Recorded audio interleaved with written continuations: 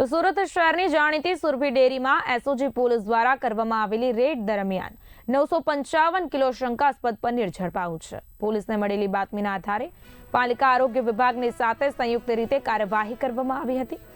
Red દરમિયાન dairy સંચાલક કૌશિક પટેલની ધરપકડ કરવામાં આવી છે। પોલીસે ડેરીમાંથી માત્ર પનીર જ નહીં પરંતુ 600 લીટર દૂધ, 90 લીટર તેલ, 200 કિલો પનીર અને પનીર બનાવવા માટે વપરાતું 7 લીટર એસિડ પણ જપ્ત કર્યું છે।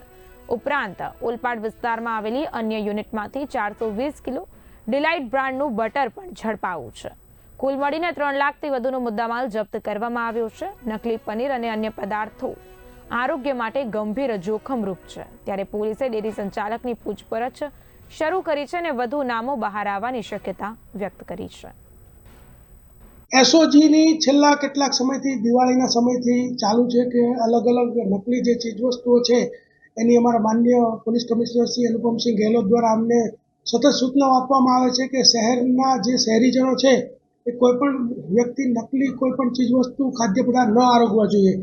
એને લઈને અમારી સતત કાર્યવાહી ચાલુ હોય છે। અગાઉ અમે 9000 કિલો ઘી પકડેલું, તે ઉપરાંત અગાઉ 875 ગ્રામ કિલોગ્રામ પનીરનો અને માખણનો જથ્થો સીઝ કરાવેલો।